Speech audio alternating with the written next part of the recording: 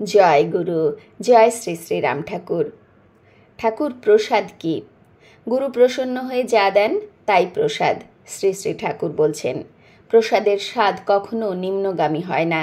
প্রসাদ যে অবস্থায় পাওয়া যায় সে অবস্থায় নিতে হয়। প্রসাদ না নিয়ে গেলে ফিরে আসতে হয়। আজ পাঠ করে শোনাচ্ছি শ্রী শ্রী রাম ঠাকুরের নাম প্রসাদ বইটি থেকে। লেখক অধ্যাপক সুধাংশু বিমল দাস। তিনি লিখছেন, ঠাকুরের অভিব্যক্তি হতে এটা স্পষ্ট যে প্রসাদের কেন্দ্রবিন্দুতে রয়েছেন এক মহামহান সত্তা। তিনি হলেন গুরু। সেই গুরু প্রসন্ন চিত্তে জগৎবাসীকে যা দেন তাই প্রসাদ।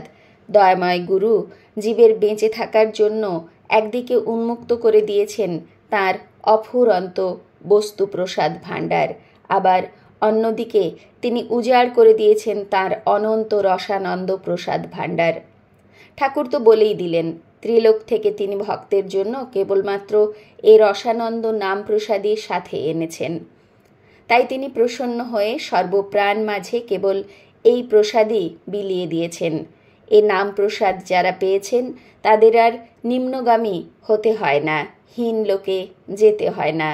এ প্রসাদের ভাব পরশে কেবল ঊর্ধ্ব হতে ঊর্ধ্ব লোকে উত্তরণ ঘটতেই থাকে। যখন যিনি যে অবস্থায় থাকেন সে অবস্থায় এ নাম প্রসাদ আস্বাদন করতে কোনো দ্বিধা নেই, বাধা নেই। ঠাকুর বলেন, এ নাম নিতে সময় অসময়, স্থান অস্থান, সূচি অসূচি কিছুই নাই। সদানন্দময় নাম প্রসাদ নেবার জন্য শৈশব, কৈশোর, যৌবন, বার্ধক্য আদি বয়সের তারতম্য, দিন রাত, শনি মঙ্গল, এখন না তখন ইত্যাদি সময় অসময়, এখানে না সেখানে, ঘরে না মন্দিরে, এসব স্থানাদি বিচার, খালি পেটে না ভরা পেটে, স্নান করে নাকি না করে, নতুন কাপড় পরে নাকি না পরে, এসব নানান কিছু বাছ বিচারের কোনো দরকার নেই। আমাদের দরকারি কেবল প্রাণ ভরে নাম নেওয়া, কেবল প্রাণ ভরে নাম নেওয়া। শুধু বাছ বিচার আর বাছ বিচার দ্বিধাদ্বন্দ্ব করা নয়। কেবল বাছ বিচার করতে করতে যদি জীবন চলে যায় তাহলে নাম নেওয়া হবে কখন?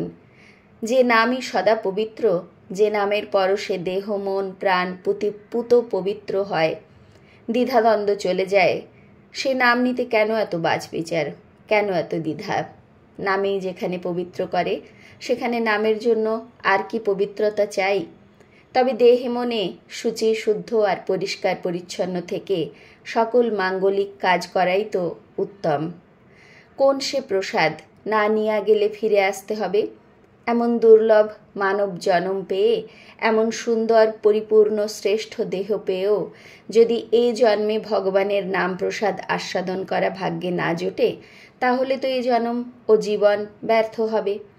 এ ব্যর্থতা নিয়ে জন্ম মরণ, শোক, রোগ, ব্যাধি, দুঃখ, কষ্ট ভোগ করার জন্য এ জগতে এরপরও বারবার ফিরে আসতে হবে, বারবার জন্ম মৃত্যুর স্বাদ পেতে হবে। এ নাম প্রসাদ আস্বাদন করে যেন কাহাকেও আবার ফিরে না আসতে হয়। এটাই তো দয়াল ঠাকুরের একান্ত বাসনা। এই বাছ বিচার সম্বন্ধে মনে পড়ছে শ্রী শ্রী ঠাকুরের একটি ঘটনা, যা আমি আপনাদের পাঠ করে শুনিয়েছিলাম কিন্তু বহুদিন আগে। আজ সেই ঘটনাটাই একবার বলতে ইচ্ছে হচ্ছে। শ্রী শ্রী ঠাকুরের এক শিষ্যা ছিলেন।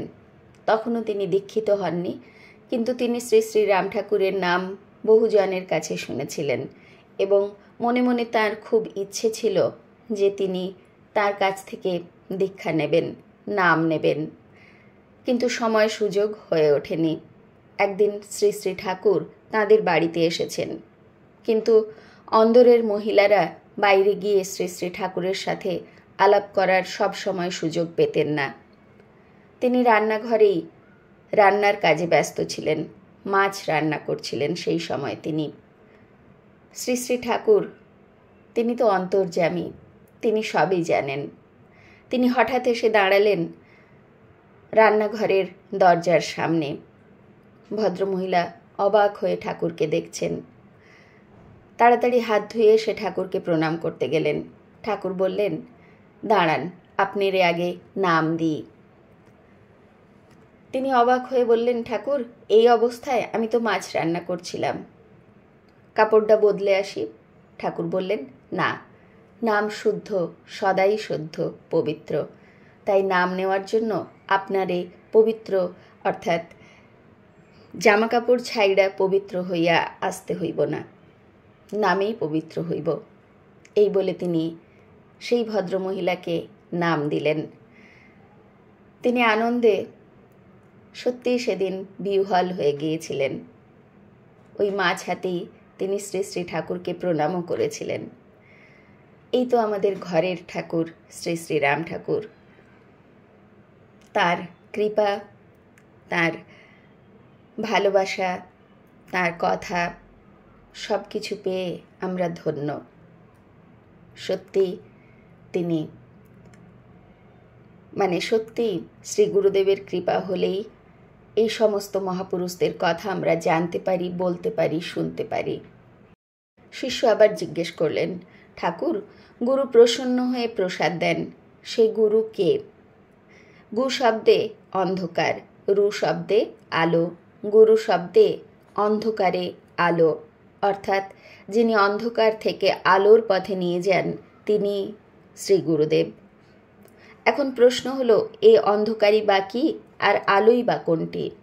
প্রকৃতপক্ষে অন্ধকার কোনো জাগতিক অন্ধকার নয়। এ অন্ধকার মায়া মোহের অন্ধকার, অজ্ঞানতা, অবিদ্যা, কুসংস্কারের, অহংকার, অভিমানের অন্ধকার। আর এ আলো তো কোনো প্রদীপের আলো নয়, এ আলো ভাবের, প্রেমের, রসের, আনন্দের আলো, ভাব, ভক্তি আর নামের আলো। শ্রী গুরুদেব সেই মহামহান, যিনি মানব চিত্তকে এসব অন্ধকার হতে পরম জ্ঞানের আলোয় উদ্ভাসিত করেন। তবে গুণীজনেরা আরও বলেন, আত্মাই আত্মার গুরু, সর্বজীবে রন। যার আত্মা বিকশিত তিনি গুরু হন। ভাবুকেরা বলেন, যাহা হতে কৃষ্ণ ভক্তি তিনি গুরু হন। কবি বলেন, ওরে গুরু বলে কারে প্রণাম করবি মন, তোর অতীত গুরু, পতিত গুরু, গুরু সর্বজন। গুরু বন্দনায় বলা হয়, গুরু ব্রহ্মা, গুরু বিষ্ণু, গুরুদেব মহেশ্বর, গুরুদেব পরম ব্রহ্ম, তস্মৈ শ্রী গুরবে নমঃ। প্রকৃতপক্ষে গুরুর এ জগৎ গুরুময়। আদিগুরু মাতা পিতা থেকে শুরু করে কে কার গুরু নন, তবে জগৎগুরু এক ভিন্ন দুই নেই, কৃষ্ণই জগৎগুরু। আবার আমরা তপভূমি নর্মদাতে পাচ্ছি, শ্রী শ্রী শৈলেন্দ্র নারায়ণজি লিখছেন, রামের গুরু, শ্যামের গুরু, যদুর গুরু, মধুর গুরু, তোমার গুরু, আমার গুরু, সবার গুরু একই গুরু, বুঝলে তবেই সাধন শুরু। অর্থাৎ জগৎগুরু এক ভিন্ন দুই নেই, কৃষ্ণই জগৎগুরু বা শিব, যাকেই আমরা মনে করি না কেন, সেই একই শক্তি, একই জগৎগুরু। আজ এই পর্যন্তই। শ্রী গুরুদেবের কৃপায় আমাদের সর্বদা নাম যেন স্মরণে থাকে, এই প্রার্থনাই করি তাঁর শ্রীচরণে। জয় গুরু, গুরু কৃপা হি কেবলম। জয় গুরু।